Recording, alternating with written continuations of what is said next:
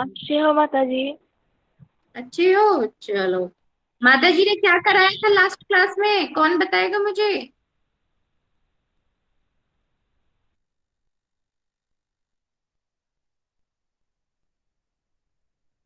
क्या कराया था लास्ट क्लास में माता जी ने मुझे? मानसी बताओ।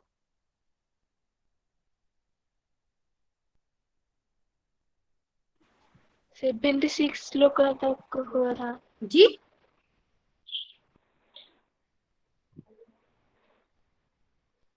माता जी 75 तक हुआ था।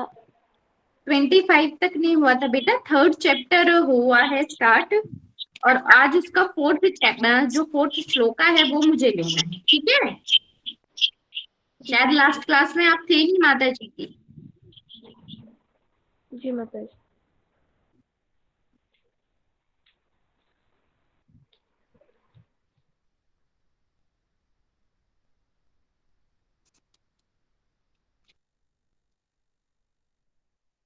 गौरांग कहाँ हो बेटा जी? हरे कृष्णा।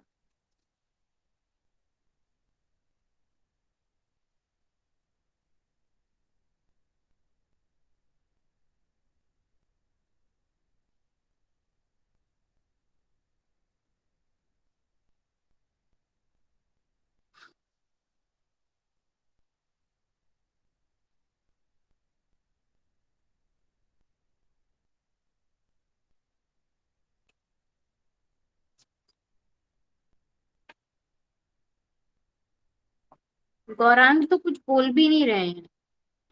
माता जी माता बेटा जी। जी।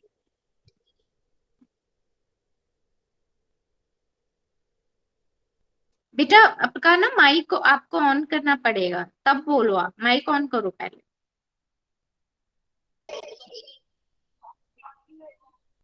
माता जी हरे कृष्णा दंड करो। हरे कृष्णा बेटा जी। ठीक हो गौरांग? जी माता जी। चलो, अब हम स्टार्ट करते हैं। श्लोका नंबर 4 से हमें पढ़ाना है, माता जी ने मुझे बताया है।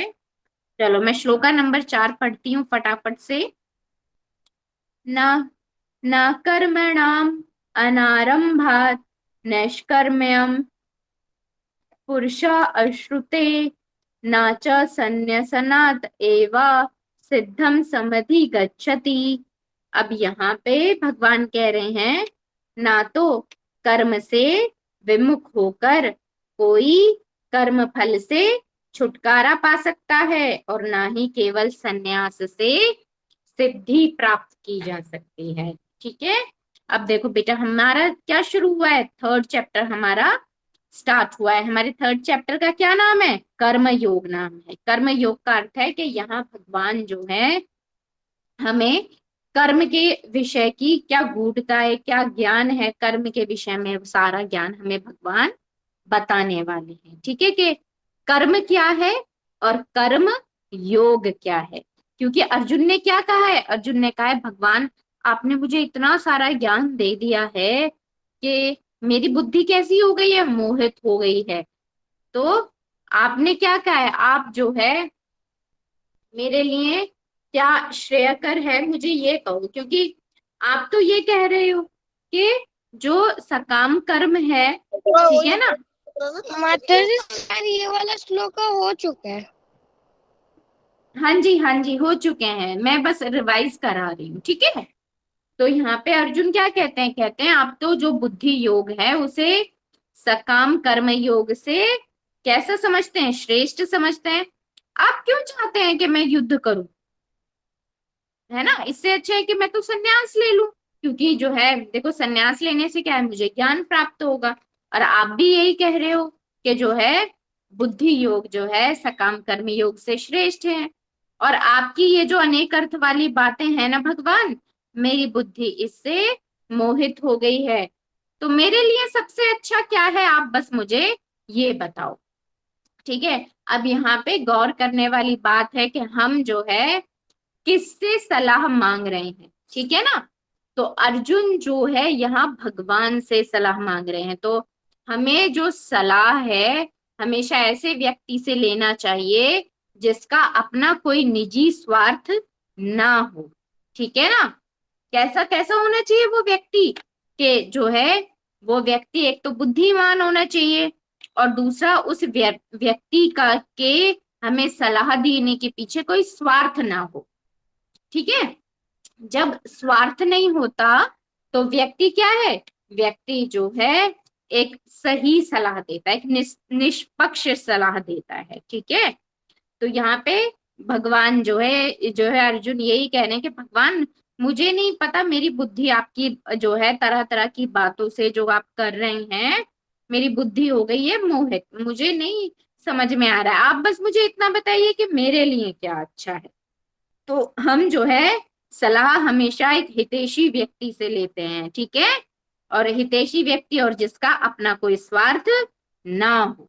ठीक है, अब जो है आगे फिर भगवान क्या कहते हैं, आगे भगवान कहते हैं कि हे निष्पाप अर्जुन, मैं पहले ही बता चुका हूं कि आत्म साक्षात्कार का प्रयत्न करने वाले दो प्रकार के पुरुष होते हैं। कुछ इसे ज्ञान योग द्वारा समझने की कोशिश करते हैं, प्रयत्न करते हैं, और कुछ इसे भक्ति में सेवा के द्वारा समझने का प्रयत्न करते हैं। ठीक है, तो भगवान यहाँ पे कह रहे हैं कि देखो मैंने बताया, दो श्रेणियां मैंने तुम्हें बताई है। पहली श्रेणी क्या है, जो ज्ञान योगियों की है, ध्यान योगियों की है, और अष्टांग योगियों की है। ठीक है, और एक और श्रेणी कौन सी है, भक्ति योगियों की श्रेणी है। ठीक है, अब जो है दो श्रेणियां यहाँ पे भगवान ने बताई हैं, और आगे क्या कह रहे हैं, आगे भगवान कह रहे हैं कि ना तो कर्म से विमुख होकर कोई कर्म फल से छुटकारा पा सकता है, और ना ही केवल संन्यास से सिद्धि प्राप्त की जा सकती है। अब ऐसा भगवान क्यों कह रहे हैं, पहले तो इस बात को हम समझने की कोशिश करते हैं। ठीक है ना, अब जो है हम क्या करते हैं, हमने जब योगा लैडर को पढ़ा था तो सबसे पहले क्या था, पशु जीवन था, फिर क्या था, सकाम कर्म था। ठीक है ना, सकाम कर्म योग के बाद क्या आया, निष्काम कर्म योग आया। निष्काम कर्म योग करने के बाद ज्ञान योग आया। ज्ञान योग करने के बाद क्या आया, अष्टांग योग आया। अष्टांग योग करने के बाद क्या आया, भक्ति योग आया। ठीक है, तो इस तरह से हम योगा लैडर को चढ़ते हैं। एक व्यक्ति के भीतर क्या मानसिक रूप से परिवर्तन आते हैं, तो उसी को वो जो योगा लैडर है डिपिक्ट करती है, दिखाती है ना, कि पहले हम कैसा जीवन जीते थे, पशुओं की तरह जीवन जीते थे, फिर हम क्या हुए, हमने देवी देवता की पूजा करनी चाहिए, हम क्या बने, सकाम भक्त बने। उसके बाद क्या हुआ, हम धीरे धीरे ये समझने लगे कि हमारी जो है भौतिक भोगों के लिए हमारा ये जन्म नहीं है, तो हमने क्या करना स्टार्ट कर दिया, निष्काम कर्म योग कर दिया। जब हमने निष्काम कर्म योग किया तो हमारा क्या हो गया, धीरे धीरे हमारा हृदय शुद्ध होने लग गया, हमें ये समझ में आने लगा कि हम वैराग्य जो होता है वो हमारे भीतर आने लगा। और हमने क्या किया, हमने संन्यास लिया, संन्यास लेके हम क्या बने, हम ध्यान योगी बने। ठीक है, ध्यान योगी बने, अष्टांग योगी बने। ठीक, और ये तो मैं आपको बता दूं बेटा, ज्ञान योगी, अष्टांग योगी और ध्यान योगी, ये तीनों टर्म जो है एक ही है। ठीक है, ये सिर्फ स्तर को डिनोट करती है। ठीक है, समझ रहे हो ना बेटा, एक ही व्यक्ति जो है इन सभी स्तर से होकर के गुजरता है। ठीक है, समझ में आ रही है, कंफ्यूज तो नहीं हो रहे बेटा जी? नहीं माता, नहीं माता। हाँ, तो एक ही व्यक्ति इन सब स्तरों से, जैसे हम सीढ़ी चढ़ते हैं ना, तो पहले हम सबसे नीचे वाले जो है रिग पे पैर रखते हैं। ठीक है ना, फिर उससे ऊपर वाले, फिर उससे ऊपर वाले स्टेप पे, तो ये सारे स्टेप्स होते हैं। ठीक है, हम क्या बनते हैं, हम ज्ञान योगी वाले स्टेप पे जाते हैं, फिर हम अष्टांग योगी वाले स्टेप पे जाते जी। आपने जो ध्यान योगी, ज्ञान योगी, अष्टांग योगी का नाम बताया था, तो उसमें जो कर्म होते हैं जैसे निष्काम कर्म, उसमें फल की इच्छा के बिना हम कर्म करते हैं, लेकिन जो तीनों हाँ, आपने बताया तो अलग अलग होता है कि एक ही हाँ मैं होता है? बताती हूँ आपको, जैसे हम पहले क्या बने, हम सकाम भक्त बने, हमने करी देवी देवताओं की पूजा, हम बहुत समय तक फिर हम भोग करते रहे, तो हमें ये चीज समझ में आई कि हमारा जो ये जीवन है ये भोग करने के लिए नहीं है। हम फिर एक स्टेप और ऊपर चढ़ गए, हम कहाँ पहुंचे, निष्काम कर्म योग में। निष्काम कर्म योग में हमने क्या जाना, कि हमें फल की इच्छा नहीं करनी है, अपने कर्म को केवल कर्तव्य मानकर करना है और सारे सारे अपने कर्मों को कहाँ समर्पित कर देना है, भगवान के ऊपर छोड़ देना है। हमें कोई फल की इच्छा नहीं करनी है और हमें सिर्फ अपने कर्तव्य को करना है। जब हम इस तरह से निष्काम कर्म योग का बेटा जी पालन करते हैं तो हमारे भीतर क्या आता है, वैराग्य आता है, ठीक है ना, वैराग्य आता है। अब देखो हर कोई इस जीवन में जो है काम करता है, ठीक है, चाहे वो अपने परिवार के लिए ही क्यों ना है, ठीक है। माता भी जब अपने बच्चे को बड़ा करती है तो वो यही सोचती है कि जब मैं बूढ़ी हो जाऊंगी तो मेरा बेटा मेरा ध्यान रखेगा, ठीक है। तो अपेक्षाएं जो है हमें हमारे रिश्तों से होती हैं और यही अपेक्षाएं हमारे दुख का कारण बनती हैं, ठीक है, क्योंकि जब वो अपेक्षाएं पूरी नहीं होती तो हमें अपार दुख होता है। जब हम निष्काम कर्म योग के उस पर जाते हैं और बहुत समय तक निष्काम कर्म योग का पालन करते हैं, फल की इच्छा के बिना कर्म करते हैं, तो हमारे भीतर वैराग्य आता है और हम क्या करते हैं, हम संन्यास धारण कर लेते हैं। हम जो है घर बार से हमारी विरक्ति हो जाती है, हम घर बार को छोड़ करके हम जो है ध्यान करने के लिए कहाँ चले जाते हैं, तीर्थ स्थानों पे चले जाते हैं, हिमालय पे चले जाते हैं। जो ध्यान योगी होते हैं बेटा जी, इसमें दो कैटेगरीज आती हैं, ठीक है, इसका दो डिवाइडेशन होते हैं। पहला होता है निर्विशेषवादी। निर्विशेषवादी जो होते हैं ये वो लोग होते हैं जो ये कहते हैं कि जो भगवान है वो क्या है, भगवान जो है प्रकाश का पुंज है, ठीक है ना, भगवान ब्रह्म ज्योति है, ठीक है। और ब्रह्म ज्योति क्या है, ब्रह्म ज्योति जो है भगवान के शरीर का तेज है, ठीक है। और दूसरी जो कैटेगरी आती है जो है ज्ञान योगी और ध्यान योगियों की, वो है अष्टांग योगी। अष्टांग योगी जो होते हैं हमारे हृदय के भीतर जो परमात्मा होता है उनके ऊपर ध्यान करते हैं, ठीक है, हमारे सबके भीतर परमात्मा विराजते हैं, ठीक है। तो हमारी आत्मा के साथ साथ ही परमात्मा भी हमारे भीतर होते हैं। तो दो कैटेगरीज, एक जो भगवान को प्रकाश पुंज मान के ध्यान करते हैं और दूसरे अष्टांग योगी जो भगवान को परमात्मा मान के अपने भीतर जो है उन पर ध्यान करते हैं, ठीक है। इससे अब जब हम अष्टांग योगी के लेवल तक पहुंच जाते हैं तो क्या होता है, ज्ञान योगी जो है क्या है, ज्ञान योगी था, ज्ञान योगी हमने दो कैटेगरीज पढ़ी, कौन कौन सी, निर्विशेषवादियों की और दूसरी अष्टांग योगियों की। अष्टांग योगी क्या करते हैं, बहुत यौगिक क्रियाएं करते हैं, ठीक है, और क्या करते हैं, आहार प्रत्याहार, बहुत सारे इनके भी बहुत यम नियम, आहार प्रत्याहार, बहुत सारी आठ इनके पूरे अष्टांग योगी क्या कहते हैं, इनके 8 स्टेप होते हैं, ठीक है। तो ये 8 स्टेप में ये क्या करते हैं, अपने शरीर की शुद्धि करते हैं, अपनी इंद्रियों पर नियंत्रण हासिल करते हैं और क्या करते हैं, और ये सिद्धियां प्राप्त करते हैं। अपने लगातार ध्यान से ये क्या प्राप्त करते हैं, सिद्धियां प्राप्त करते हैं, ठीक है। लेकिन गुरु महाराज बताते हैं कि जो सारी सिद्धियां होती हैं ना, अब आपने देखा होगा कि लोग क्या करते हैं, चमत्कार को नमस्कार करते हैं। जैसे कि आपने सुना होगा कि जब साईं बाबा थे तो वो क्या करते थे, वो पानी से दिए जला देते थे।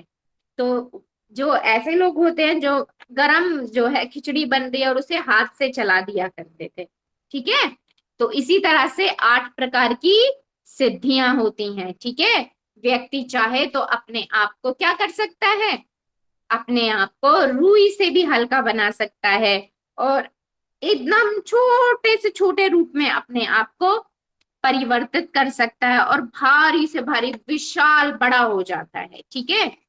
एग्जाम्पल के तौर पे समझो, हनुमान जी जो थे उन्हें सीता माता ने अष्ट सिद्धियों का वरदान दिया था। आपने अगर किसी ने हनुमान चालीसा पढ़ी है तो वहां पे हनुमान जी के बारे में क्या आती है लाइन, अष्ट सिद्धि 9 निधि के दाता, असवर दीन जानकी माता, ठीक है।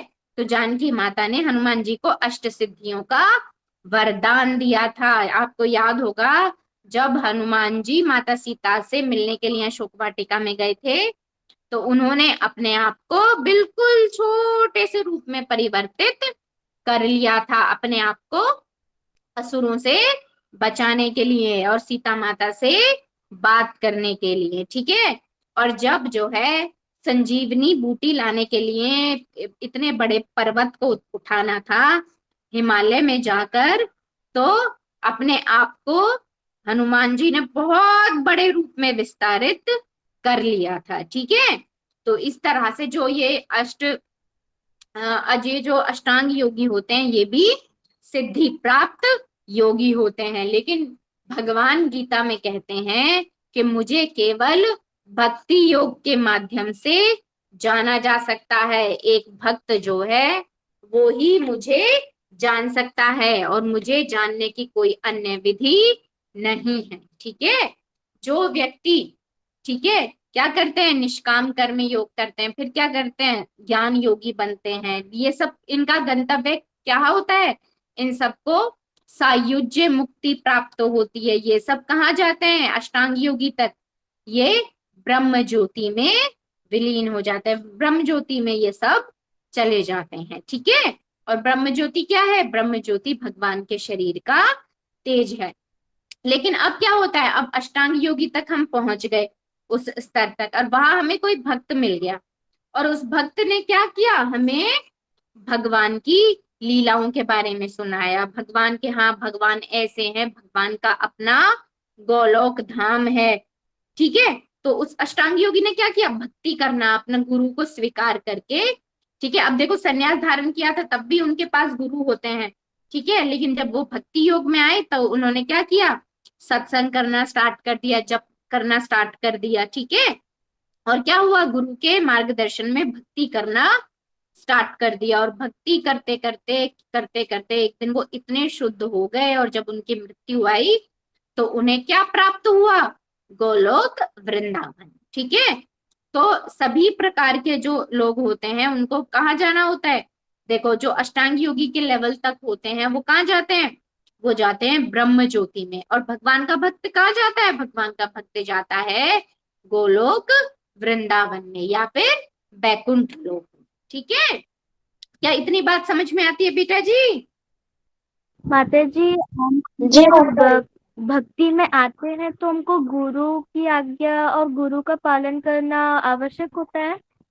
हाँ, जब हम भक्ति में आते हैं तो हमें क्या करना होता है, हमें गुरु की आज्ञा को मानना होता है और गुरु की आज्ञा के अनुसार जो है सारे कार्यों को करना होता है। जब हम ध्यान योगी और अष्टांग योगी के लेवल तक रहते हैं ना, तो हम सारी चीजें अपने मन से करते हैं, ठीक है। ध्यान करना है, जो भी हम काम करते हैं वो अपने मन से करते हैं। लेकिन जब हम भक्ति योग में आते हैं ना और गुरु को स्वीकार करते हैं, तो हमें अपने गुरु की आज्ञा के अनुसार ही अपने सारे कार्यों को करना होता है, ठीक है। अगर हम नहीं करेंगे तो हम क्या करेंगे, अगर हम गुरु की आज्ञा का पालन नहीं करेंगे तो हम क्या करेंगे, हम वैष्णव अपराध कर बैठेंगे। और जो व्यक्ति वैष्णव अपराध करता है उसे भगवान स्वीकार नहीं करते, ठीक है। जी माता जी। हाँ, अब यहाँ कह रहे हैं भगवान के ना तो कर्म से विमुख होकर कोई कर्म फल से छुटकारा पा सकता है और ना केवल संन्यास धारण करने से सिद्धि प्राप्त की जा सकती है, ठीक है। अब ऐसा क्यों कह रहे हैं भगवान, इस बात को समझ लेते हैं। भगवान ऐसा इसलिए कह रहे हैं कि देखो, हम कई बार ऐसा होता है कि व्यक्ति जो है, भगवान गीता में बताते हैं कि 4 तरह के लोग जो है भक्ति में आते हैं। कौन कौन से, आर्त, अर्थार्थी, ज्ञानी और जिज्ञासु और ज्ञानी, ठीक है। आर्त होते हैं जो बहुत दुखी होते हैं, संसार में उन्हें इतने दुख मिले हुए होते हैं, क्या वो संसार में नहीं जाना चाहते हैं, वो भगवान का ध्यान में ही सुख प्राप्त करते हैं। दूसरे है अर्थार्थी। अर्थार्थी का अर्थ है कि वो जो है भगवान से ऐश्वर्य की इच्छा रखते हैं, कि जो है हम जो है, इसमें सारे सकाम भक्त आते हैं कि हमें जो है सकाम इच्छाएं हैं, लेकिन हम देवी देवताओं के पास नहीं जाएंगे, हम मांगेंगे तो भगवान से मांगेंगे। तो यहाँ पे सारे सकाम भक्त आ जाते हैं जो अर्थार्थी में आ जाते हैं, ठीक है। तीसरा होता है जिज्ञासु। जिज्ञासु वो होते हैं जो भगवान को जानना चाहते हैं, ठीक है। इसमें सारे जो होते हैं ना वैज्ञानिक टाइप के से होते हैं, उनका दिमाग में यही चलता है कि मुझे तो भगवान को जानना है, मुझे वेद पढ़ने हैं, मुझे शास्त्र पढ़ने हैं, लेकिन मेरा वेद और शास्त्र पढ़ने का जो है वो इसलिए नहीं है कि मुझे भक्ति करनी है, इसलिए है कि मैं जो है भगवान को जानना चाहता हूँ। जिज्ञासा है मेरे भीतर कि भगवान कैसे हैं, उनका धाम कैसा है, कहाँ रहते हैं और किस जगत में रहते हैं, वो जगत कहाँ किस चीज से बना हुआ है, वहां क्या क्या होता है, क्या वहां भूख लगती है नहीं लगती है, प्यास लगती है, जीवात्माएं वहां किस प्रकार से जा सकती हैं, किस प्रकार से जो है मैं भगवान को जान सकता हूँ। फिर वो सोचता है कि अच्छा, गीता में तो ये पढ़ा है कि भक्ति के माध्यम से जाना जा सकता है। ठीक है, अपने आप को शुद्ध करना होता है, 4 नियमों का पालन करना होता है, मांसाहार नहीं करना होता है। तो ये जिज्ञासु होते हैं जो धीरे धीरे स्टेप बाय स्टेप भगवान को जानना चाहते हैं। ठीक है, इनके भीतर ये नहीं होता कि मैं दुख से आ रहा हूं, नहीं, इनको कोई दुख नहीं होता, सारे संसाधन संपन्न होते हैं, लेकिन क्या होती है इनके भीतर जिज्ञासा होती है भगवान को जानने की। और चौथे होते हैं ज्ञानी। ज्ञानी वो लोग होते हैं जो सब चीजें जान चुके होते हैं कि भगवान कौन है। ठीक है, ये वो जान चुके होते हैं कि भगवान जो है श्री कृष्ण है, और वो कहाँ रहते हैं, वो गोलोक वृंदावन में रहते हैं। इस सृष्टि का संचालन कैसे करते हैं, इस सृष्टि का संचालन जो है अपने अवतारों के माध्यम से करते हैं। कभी राम अवतार में आते हैं, तो कभी वराह अवतार में आते हैं, कभी नरसिंह अवतार में आते हैं, तो कभी परशुराम के अवतार में आते हैं। ठीक है, तो इस तरह से जो है ज्ञानी जो है ये सारी चीजों को जानता है। तो किस तरह के 4 प्रकार के लोग आ गए। पहला आर्त, आर्त यानी कि जो बहुत दुखी है। दूसरा अर्थार्थी, अर्थार्थी में सारे सकाम भक्त आ गए। ठीक है ना, जिनको भगवान से ऐश्वर्य धन ऐश्वर्य की इच्छा है। ठीक है, तीसरा जिज्ञासु, वैज्ञानिक टाइप के, वो खोजी टाइप के, इनको खोज करनी है कि भगवान कौन है। और चौथे हैं ज्ञानी, ज्ञानी जिनको पहले से ही पता है कि भगवान कौन है। ठीक है, तो ये 4 प्रकार के लोग जो है भगवान की शरण में आते हैं, भगवान के पास आते हैं। ठीक है, अब जो है यहाँ पे लिखा है कि कर्म फल से विमुख होना। अब मान लो मैं बहुत दुखी हूं, ठीक है, और मैंने क्या किया, मैंने जो है अपना झोली माला उठाई और मैं जो है तीर्थ स्थानों पे चली गई, और मैंने कहा भाई अब तो मैं भगवान का नाम लूंगी, मुझे संसार से बहुत ज्यादा दुख प्राप्त हुए हैं। तो अब ये बताओ बच्चों, जो मैंने पुराने जन्म में कर्म करे हैं, क्या उनका फल मुझे मिलेगा कि नहीं मिलेगा? मिलेगा माता जी। मिलेगा। तो मुझे कर्म फलों से तो छुटकारा नहीं मिला ना। अगर मुझे लिखा हुआ है कि मुझे अपने इतने कर्मों को काटना है, उसमें मुझे दुख की प्राप्ति होनी है, तो वो कहीं भी मुझे वो दुख की प्राप्ति होगी ही होगी। ठीक है, हम जो है प्रकृति के नियमों को और विधाता के नियमों को बदल नहीं सकते हैं। अगर हमारे कर्मों का हिसाब होना है तो इसका मतलब कर्मों का हिसाब होना ही है। ठीक है, तो ऐसा नहीं है कि अगर हम जो है जीवन से दुखी हो करके हम संन्यास धारण कर लेते हैं तो हमारे कर्म जो है छूट जाते हैं। नहीं, हमारे कर्म नहीं छूटते हैं, हमें अपने सारे कर्म फलों को भुगतना होता है। ठीक है, क्योंकि जब हम दुखी हो करके जो है संन्यास लेते हैं तो क्या होता है, हमारी इंद्रियां जो है उन पर हमारा संयम नहीं होता है।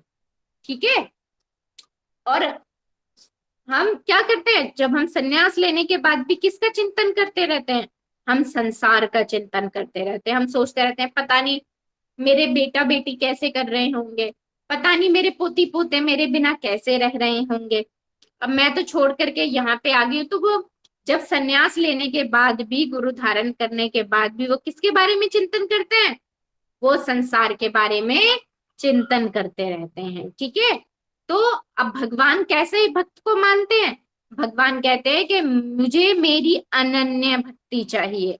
अनन्य भक्ति का अर्थ है कि तुम सिर्फ मेरा चिंतन करो। मेरे धाम आने के लिए तुम्हें कैसा बनना पड़ेगा, अनन्य भक्त बनना पड़ेगा। अनन्य भक्त का अर्थ हुआ कि तुम्हें केवल सिर्फ और सिर्फ मेरा चिंतन करना पड़ेगा। क्योंकि जब तुम मेरा चिंतन करोगे तो तुम्हारी जो इंद्रियां हैं वो कैसी हो जाएंगी, शुद्ध हो जाएंगी। तुम्हारा जो है मन के भीतर जितने भी तुम्हारे कलेश हैं, द्वेष हैं, ये सारे क्या होंगे, धीरे धीरे हरि नाम कीर्तन करने से साफ होते जाएंगे। हमारे भीतर कौन कौन से जो है 4 तरह की गार्बेज होते हैं, 4 तरह की गंदगी कौन कौन सी होती है, 4 तरह की क्यों, 5-6 तरीके की होती है। काम, क्रोध, लोभ, मोह, ईर्ष्या, ये सारी चीजें जो है हमारे भीतर, मन के भीतर की गंदगी होती है। और जब हम हरि नाम करते हैं तो ये सारी गंदगी धीरे धीरे साफ होने लगती है और हमारा मन कैसा होता है, धीरे धीरे शुद्ध होने लगता है। ठीक है, तो भगवान यही कहते हैं कि अगर तुम्हें मेरे धाम को आना है ना, और तुम्हें जो है जन्म मृत्यु से क्या प्राप्त करना है, छुटकारा प्राप्त करना है, तुम्हें इस भवसागर से तरना है, तुम जो है अब बार बार इस सृष्टि में जन्म नहीं लेना चाहते, तो तुम्हें मेरी अनन्य भक्ति करनी होगी। यानी कि कहने का अर्थ है कि तुम्हें अपनी सारी सकाम भौतिक इच्छाओं का त्याग करना होगा और केवल किसकी इच्छा करनी होगी, केवल भक्ति प्राप्ति की इच्छा करनी होगी और मेरी अनन्य भक्ति करनी होगी। अगर तुम सन्यास के बाद भी संसार का चिंतन करोगे तो तुम्हें कोई भी सिद्धि प्राप्त नहीं होगी। कहने का अर्थ है तुम्हारा कोई भी आध्यात्मिक उत्थान नहीं होगा। ठीक है, हम अगर जो है सकाम कर्म योग के उस पे हैं या हमने सन्यास भी धारण कर लिया है, तब भी हम संसार का चिंतन कर रहे हैं, तो हम ऊपर जाएंगे कि नीचे आएंगे, हम नीचे आ जाएंगे। ठीक है, आगे अगला श्लोका है, नाहि कश्चित शरणम अपि जातु तिष्ठति अकर्मकृत कार्यते हि अवशः कर्म सर्व प्रकृति जे गुणे। अब भगवान आगे कहते हैं, प्रत्येक व्यक्ति को प्रकृति से अर्जित गुणों के अनुसार विवश होकर कर्म करना पड़ता है। अंततः कोई भी एक क्षण भर के लिए भी बिना कर्म किए नहीं रह सकता है। तो भगवान यहाँ पे ये बता रहे हैं कि जब हम इस संसार में जन्म लेते हैं ना, तो हम 3 गुणों के अधीन हो जाते हैं और 3 गुणों के अधीन होते हैं। तो 3 गुण कौन कौन से हैं? पहला है तमोगुण, दूसरा है रजोगुण और तीसरा है सतोगुण। ठीक है, ये 3 तरह के गुण आते हैं। और ये गुण क्यों आते हैं? ये गुण आते हैं, हम इन्हीं गुणों के आवेश में आकर हम क्या करते हैं, अपने जीवन के सारे कर्म करते हैं। अब आप लोगों के मन के भीतर ये प्रश्न उठता होगा कि भाई इन 3 गुणों को क्यों बनाया गया है? इन 3 गुणों को इसलिए बनाया गया है कि अगर व्यक्ति कर्म नहीं करेगा तो वह किस प्रकार से अपनी इंद्रियों को संतुष्ट करेगा। क्यों? क्योंकि उसने जीवन में इस संसार में जन्म क्यों लिया है? ताकि वह इंद्रिय भोग कर सके, और इंद्रिय भोग करने के लिए उसे कुछ ना कुछ कर्म तो करना पड़ेगा। ठीक है, अगर हम खाना खाना चाहते हैं तो हमें पहले खाने को बनाना पड़ेगा ना, तो वो खाना बनाना क्या है? एक तरह का कर्म है। ठीक है, क्या इतनी बात समझ में आती है बेटा जी? जी माता जी। वैष्णवी अपना माइक ऑफ करो। यस नहीं माता जी। हाँ, तो देखो 3 गुणों के प्रभाव में आकर भगवान कह रहे हैं कि अगर इस पृथ्वी पे तुम जन्म लेते हो ना, तो 3 गुणों के अनुसार तुम्हें विवश होकर कोई ना कोई कर्म करना पड़ता है। अंततः कोई भी क्षण भर के लिए भी कर्म किए बिना नहीं रह सकता है। ठीक है, अब जैसे मैं बैठी हूं यहाँ पे, है ना, मैं कुछ भी नहीं कर रही हूँ, अभी मेरे सामने एक मक्खी या कोई मच्छर आ जाएगा तो मेरा हाथ कैसे चलेगा? ऐसे चलेगा। या मैं क्या करूंगी? मैं उठ के भाग जाऊंगी। कोई छिपकली आ जाती है, सांप आ जाती है, तो क्या होगा? मैं उठ के भाग जाऊंगी। ठीक है, तो ये सारी चीजें भी कर्म में आती है। अगर कोई सांप आ गया और बहुत जहरीला है और मुझे लगा कि मुझे जान का खतरा है, तो मैं क्या कोशिश करूंगी? उसे भगाने की कोशिश करूंगी, उसे मारने की कोशिश करूंगी। ठीक है, कोई बिच्छू आ जाता है तो हम जो जहरीली चीजें हैं जो हमारे जीवन को हानि पहुंचा सकती हैं, तो मैं क्या करूंगी? मैं उनसे क्या करूंगी? उनसे भाग जाऊंगी वहां से। या फिर क्या करूंगी, अगर मैं नहीं भाग सकती तो उनको क्या भगाने की कोशिश करूंगी। तो ये सारी चीजें भी क्या है? कर्म में आती हैं। ठीक है, तो भगवान यही कह रहे हैं कि तुम क्षण भर के लिए भी बिना कर्म किए नहीं रह सकते हो। इन प्रकृति के 3 गुण जो हैं तुम्हें विवश कर देंगे, तुम्हें कर्म करना ही होगा। ठीक है, अब आगे चलते हैं, लास्ट श्लोका लेते हैं आज का। कर्म इंद्रियाणि संयम। यस वैष्णवी। कौन सा श्लोक आप पे है कभी? मैं श्लोका नंबर 6 में हूँ बेटा। जी माता जी। कर्म इंद्रियाणि संयम्य य आस्ते मनसा स्मरणा इंद्रिय अर्थान विमूढ़ आत्मा मिथ्या आचार सा उच्यते। जो कर्म इंद्रियों को वश में तो करता है, किंतु जिसका मन इंद्रिय विषयों का चिंतन करता रहता है वह निश्चय रूप से ही स्वयं को धोखा देता है और मिथ्याचारी कहलाता है। ठीक है, अब यहाँ पे देखो कितना अच्छे से भगवान यहाँ पर एक्सप्लेन कर रहे हैं। भगवान क्या कह रहे हैं? भगवान कह रहे हैं कि हमने कर्म इंद्रियों को तो वश में किया, लेकिन हमारा मन क्या है? मन सदा ही क्या कर रहा है? इंद्रिय विषयों का चिंतन करता है और वह निश्चित रूप से स्वयं को धोखा देता है और क्या कहलाता है? मिथ्याचारी कहलाता है। एक एग्जाम्पल के द्वारा इसे समझने की कोशिश करते हैं। जैसे फॉर एग्जाम्पल मुझे शुगर हो गया, ठीक है। अब डॉक्टर ने क्या कहा है? भाई जीभ पे कंट्रोल करो, ठीक है, कुछ भी मीठा तुम्हें नहीं खाना है, ठीक है।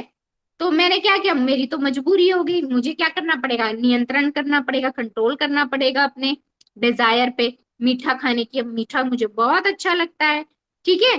तो मैं क्या करूंगी? घर में अगर कोई मिठाई आ गई तो मैं खाऊंगी नहीं उसे, मैं बैठ जाऊंगी एक कोने में, लेकिन मेरा मन बार बार क्या करता रहे, क्या करेगा?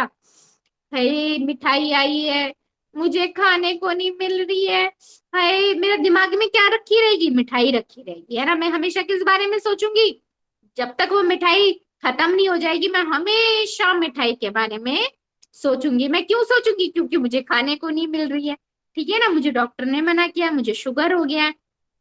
तो इस तरह से क्या है कि मैंने वश में तो किया है, नियंत्रण तो किया है, मैं खा नहीं रही हूँ, लेकिन क्या है? मेरा मन जो है सदा मिठाई का चिंतन कर रहा है। तो भगवान यही कह रहे हैं कि व्यक्ति के पास क्या है? दो चीजें हैं।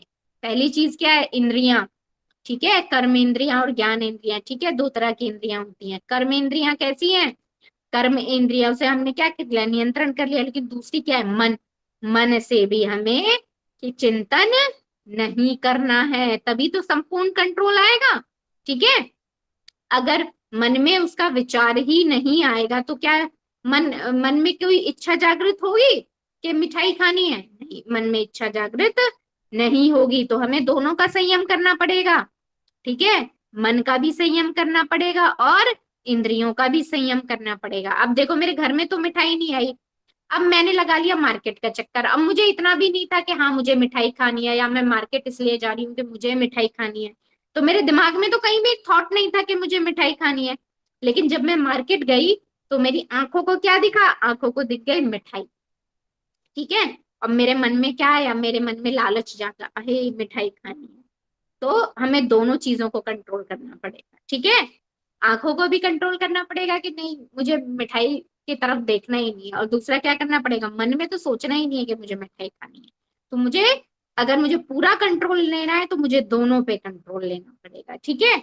अगर मैंने दोनों को कंट्रोल नहीं किया तो एक को कंट्रोल कर लिया और एक को कंट्रोल नहीं किया तो क्या क्या कहलाऊंगी मैं? मिथ्याचारी। मिथ्याचारी यानी कि मैं पूरी तरह से क्या? डिवोटेड नहीं हूं, ठीक है। मैंने अपने आप को पूरी तरह से डिवॉइड नहीं किया है, यानी कि मैं सामने से तो नहीं हाथ से छू रही हूँ मिठाई को, लेकिन मन ही मन में क्या है? मन में तो मैंने उस मिठाई को खा भी लिया है और डकार भी ले लिया, ठीक है।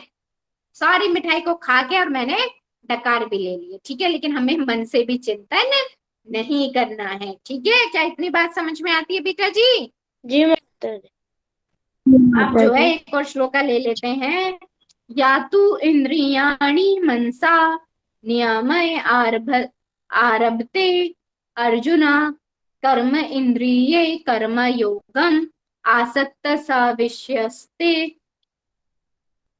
विशिष्यते। दूसरी ओर यदि कोई निष्ठावान व्यक्ति अपने मन के द्वारा कर्मेंद्रियों को वश में करने का प्रयत्न करना है, मन के द्वारा कर्म इंद्रियों को वश में करने का प्रयत्न करता है और बिना किसी आसक्ति के कर्म योग प्रारंभ करता है तो वह अति उत्कृष्ट है, ठीक है।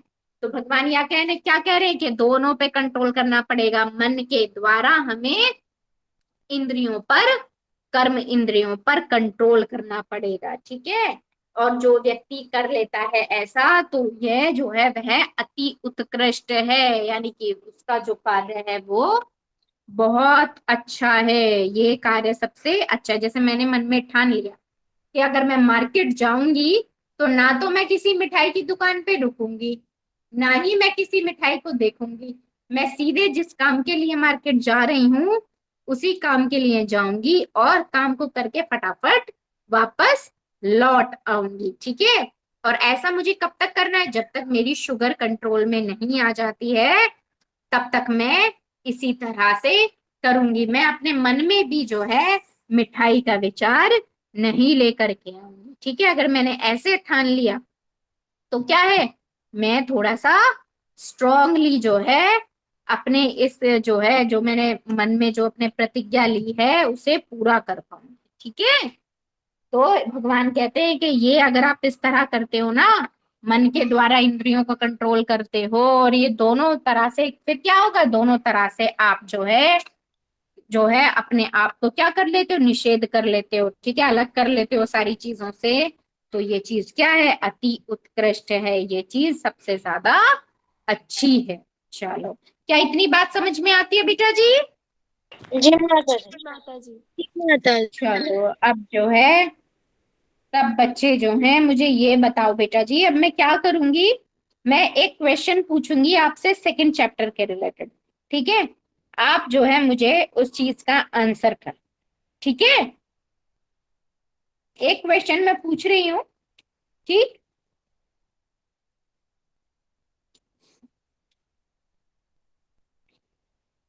अब मुझे ये बताओ, शांति किसे प्राप्त हो सकती है?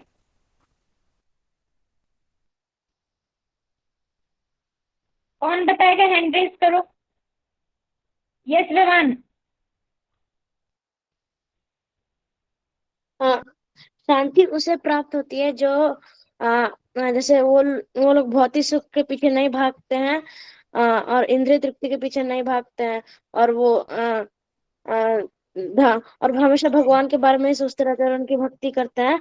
आ, आ, और वो लोग ज्ञानी बनते हैं उन लोग, और वो लोग बुद्धि से काम लेते हैं, उन लोग को शांति की प्राप्ति होती है। Very good, very good, very good, ठीक है। जो लोग जो हैं, भगवान क्या बताते हैं, भगवान श्लोका नंबर 66 में यही बताते हैं, कहते हैं कि जो कृष्ण भावनामृत में परमेश्वर से संबंधित नहीं है, उसकी ना तो बुद्धि दिव्य होती है, ना ही मन स्थिर होता है, जिसके बिना शांति की कोई संभावना नहीं है। यानी कि भगवान क्या कह रहे हैं कि हमें सदैव किसका चिंतन करना है? भगवान का चिंतन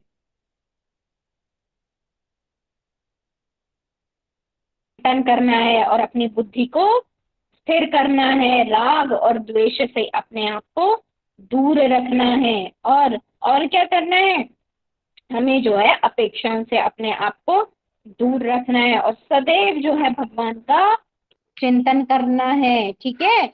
और जो व्यक्ति ऐसा करता है, जो आत्म संयमी है, सब प्रकार से अपनी इंद्रियों को उसने क्या कर रखा है, नियंत्रण में कर रखा है, तो ऐसा व्यक्ति को क्या प्राप्त होती है? शांति प्राप्त हो जाती है, ठीक है बेटा जी। तो चलो, और मुझे ये बताओ कि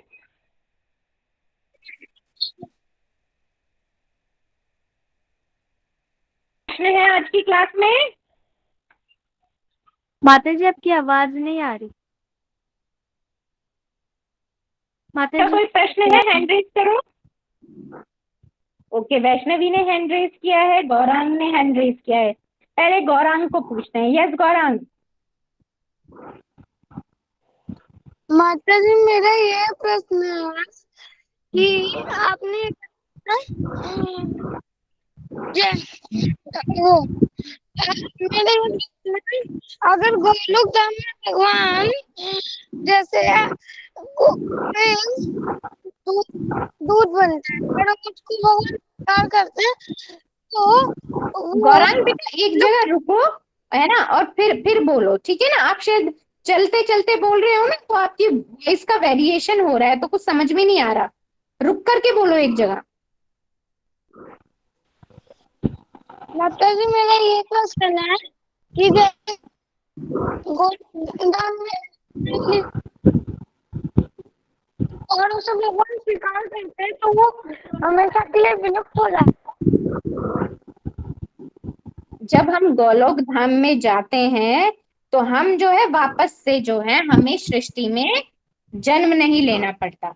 इसको ऐसे समझते हैं बेटा जी, जैसे हम बहुत अच्छे काम करते हैं, हमने बहुत पुण्य कमाए हैं अपने जीवन में, हमने कभी कोई बुरा काम नहीं करा, कभी जीवन में किसी के प्रति कोई अपराध नहीं करा, वैष्णवों के प्रति कोई अपराध नहीं करा, हमने सब अच्छे अच्छे काम करे हैं, हमने हॉस्पिटल खुलवाए हैं, स्कूल खुलवाए हैं, वृद्धाश्रम खुलवाए हैं, लोगों के खाने पीने की व्यवस्थाएं करी हैं, ठीक है, हमने जो है गरीबों की बहुत मदद करी है। तो इस तरह से कार्य करने से क्या होता है, इस तरह के कार्य भी सब लोग कर पाते हैं क्या? जिनके हृदय शुद्ध नहीं है वो लोग तो दान भी नहीं कर पाते, ना वो मंदिरों में दान करते हैं, ना भूखों को खाना खिलाते हैं। तो जब हम जिन लोगों का हृदय थोड़ा शुद्ध हो जाता है, थोड़ा वो ये सोचते हैं कि इस सृष्टि की जो धन संपत्ति है वो सिर्फ हमारी नहीं है, हम वो सृष्टि की संपत्ति पर जो है भगवान ने वो संपत्ति तो सारे जीवों को इस्तेमाल करने के लिए बनाई है। तो जब हम अपनी संपत्ति को दूसरों के साथ बांटते हैं, ठीक है, परमार्थ में खर्च करते हैं, तो क्या है, पुण्य एकत्रित करते हैं। जब हम पुण्य एकत्रित करते हैं तो हमें ज्यादा से ज्यादा क्या प्राप्त होता है, स्वर्ग लोक प्राप्त होता है। और स्वर्ग लोक में जाना जो होता है बेटा जी, होटल में रुकने के समान होता है। होटल में हम कब तक रुक सकते हैं, जब तक हमारी जेब में पैसे हैं। इसी तरह से जब तक हमारे अकाउंट में पैसे होते हैं, हम जब तक होटल में रुक पाते हैं, वहां की जो सुविधाएं होती हैं खाने की, पीने की, रहने की, हम उन सब का आनंद ले पाते हैं।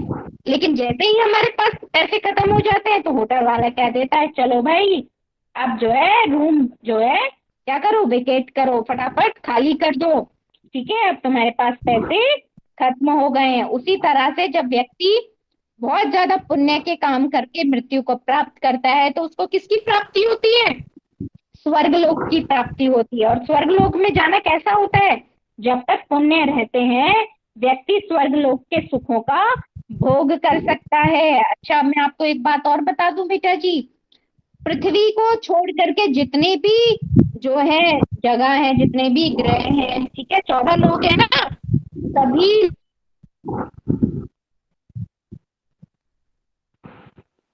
लोगों में भोगों की पर्याप्त सुविधाएं हैं। और क्यों कहते हैं कि पृथ्वी पर जो है जन्म ले रहे हो, किसका जन्म ले रहे हो, मनुष्य का जन्म ले रहे हो। और मनुष्य में भी किसमें जन्म ले रहे हो, भारत में जन्म ले रहे हो। भारत में, भारत को क्या कहता है, अध्यात्म की भूमि कहा जाता है, क्योंकि यहाँ पर इतने कष्ट हैं कि यहाँ भक्ति करना इजी है, संभव है। लेकिन अगर आप और लोगों में चले जाते हो ना तो वहां पे इतने सारे भोग है ना, व्यक्ति कभी भक्ति करने के बारे में नहीं सोचता है। तो जब भी व्यक्ति जो है स्वर्गलोक में जब उसके पुण्य खत्म हो जाते हैं ना तो स्वर्गलोक वाले क्या कहते थे, जाओ जी अब पृथ्वी पे जाओ, अब तुम्हारे पुण्य हो गए हैं खत्म, अब तुम और यहाँ पर नहीं रह सकते, अब तुम्हें वापस जो है अपने लोक को जाना होगा। और क्या होता है, स्वर्ग लोक से हम वापस से फिर किसी माता के गर्भ में हमें जाना पड़ता है, हमें फिर से पृथ्वी पर जन्म लेना पड़ता है। लेकिन जब हम भक्ति करते हैं भगवान की, और कैसी भक्ति करते हैं, शुद्ध भक्ति करते हैं, शुद्ध भक्ति करने में बहुत समय निकल जाता है, जब तब जा करके जो है 9 पड़ाव होते हैं भक्ति के, ठीक है, उन 9 पड़ावों को पार करके जब हम शुद्ध भक्ति तक पहुंचते हैं तो क्या होता है, जब हमें मृत्यु आती है तो भगवान जो है हमें अपने धाम में ले जाते हैं और वहां से फिर हम वापस नहीं आते। वहां से हम तभी वापस आते हैं जब भगवान हमें किसी कार्य के लिए भेजते हैं। जैसे जब भगवान आते हैं ना तो भगवान अपने साथ अपने सभी पार्षदों के साथ आते हैं, रानियों के साथ आते हैं, पुत्रों के साथ आते हैं। आप सभी ने सुना होगा कि जब भगवान जो है अपने धाम को चले गए, ठीक है, तो अपने साथ अपनी समस्त जो रानियां थी, सारे जो उनके पुत्र थे, वो सब क्या उनमें आपस में लड़ाई हो गई और वो सभी मृत्यु को प्राप्त हो गए, क्योंकि भगवान की ये इच्छा थी कि मैं जो है अपने परिवार को इस दुखालयम में नहीं छोड़ के जाऊंगा, मैं उन्हें अपने साथ लेकर के जाऊंगा। ठीक है, तो इस तरह से जो भगवान फिर हमें इस दुखालयम में वापस नहीं भेजते हैं। ठीक है बेटा जी। जी माता जी। गौरांग, आंसर समझ में आया बेटा जी? जी मैं चलो, और किसी का कोई प्रश्न? यश वैष्णवी। माता जी, जो सकाम कर्म योग है और सकाम कर्म ये दोनों अलग है क्या? बेटा सकाम कर्म और सकाम कर्म योग, देखो सकाम कर्म में क्या होता है, हम देवी देवता से इच्छा करते हैं, देवी देवता की पूजा करते हैं, और वही सकाम कर्म, वही इच्छाएं जब हम कृष्ण से करने लगते हैं तो क्या हो जाता है, सकाम कर्म योग हो जाता है। ठीक है, धन्यवाद माता जी। हरे कृष्ण। हरे कृष्णा। चलो बेटा जी, गुरु जी का या गुरु जी को प्रणाम करते हुए, सभी वैष्णवों को प्रणाम करते हुए, ठीक है, हम अपनी क्लास को आज यहीं वाइंड अप करते हैं। ठीक है, हरे कृष्ण हरे कृष्ण हरे हरे कृष्णा कृष्ण हरे कृष्णा हरे कृष्णा कृष्णा कृष्ण हरे कृष्ण हरे, हरे हरे हरे राम राम हरे हरे राम, राम राम राम राम राम हरे हरे। हरे हरे कृष्णा। हरे